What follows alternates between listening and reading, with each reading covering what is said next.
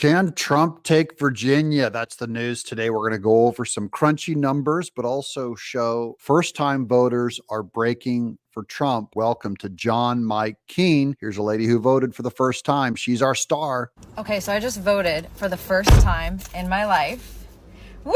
And I felt so silly going in there, not ever voting prior to today. Every single person that happened to be in the same room as me today at this specific time was registering to vote for the first time, and everyone was a full-grown adult.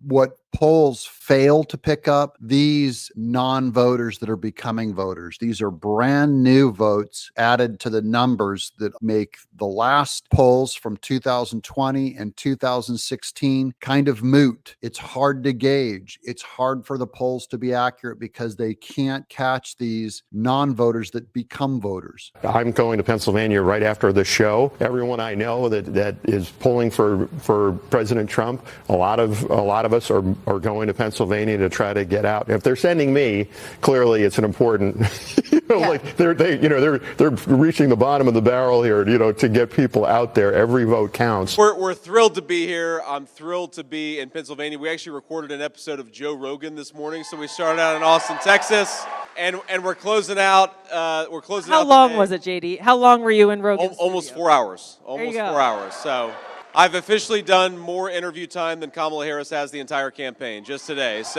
But every vote still counts. Even though Trump's ahead, I don't want you guys to lull into not praying, not doing, not calling your friends in these swing states, especially Pennsylvania.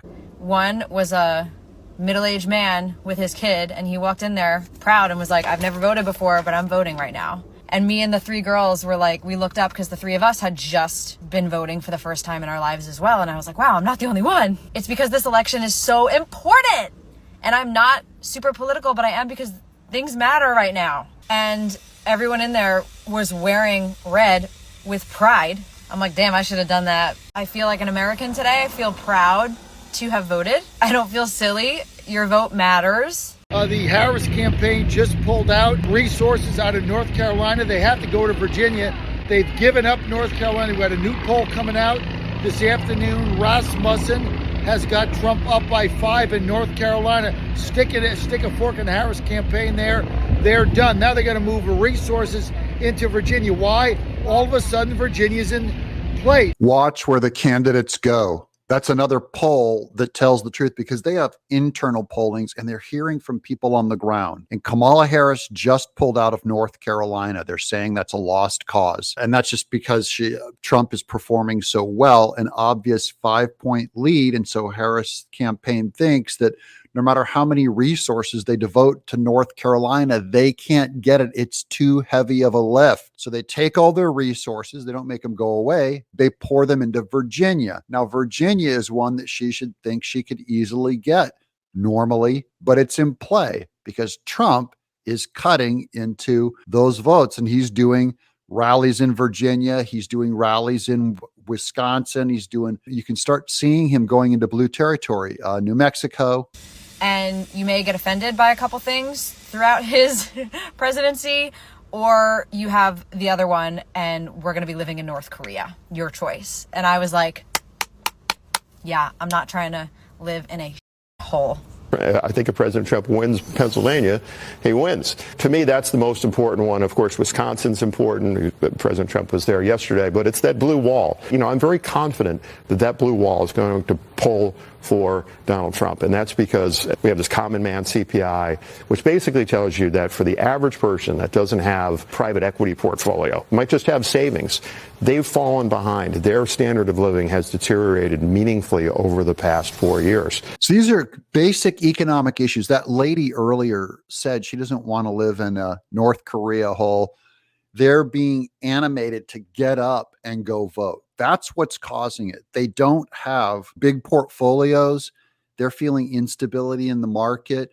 And so that is a better poll to hear them. And everyone she's talking to are first-time voters. They're wearing red shirts. They don't know what to do in the voting booth.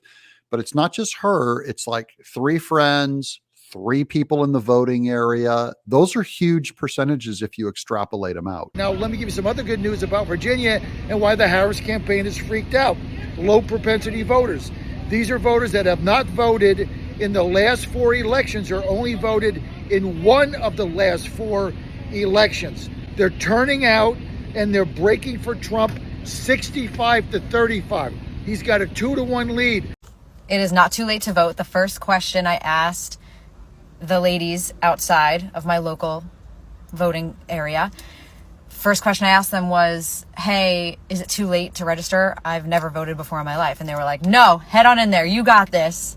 And so people feel that. And, again, if you're relatively wealthy, maybe you don't see it as much. But if you're just a regular person, it's clear as day. And I think those states are going to move towards President Trump. So that's the blue wall. It's full of the regular person. Regular people, not elites, not politically wonky people like me or people who watch this show. It's not too late to vote. Tell your friends to get in there, especially in Pennsylvania. Let me give you some numbers that are going to knock your socks off. This is as of Monday. Early voting and mail-in ballots in Virginia, the Democrats right now are up by 150,000.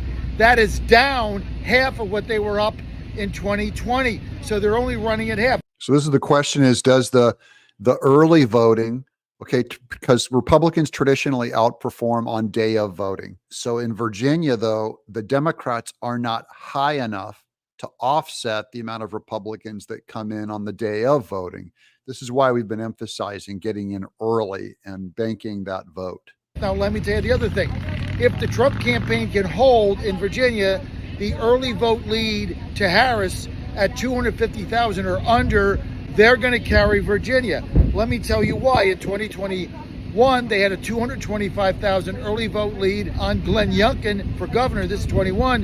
He was able to win rather handily. So they got to keep it under 250. Right now, they're running track on that. They're going to need 54.5% of the vote on election day in order to overcome the 250,000 early vote lead the Democrats have. Now, we've exceeded that both in 2016 and 2020 in Virginia. So if they get there, Trump is going to win the state. That's a lot of math. I'll simplify it for you. Kamala Harris has to get 100,000 more voters by election day. They're down by 100,000 voters in the normal Democrat early voting lead. So they're ahead by 150,000, but they're usually ahead by 250,000. So that's why they're pulling resources out of North Carolina and devoting them to Virginia. Let me give you some other good news.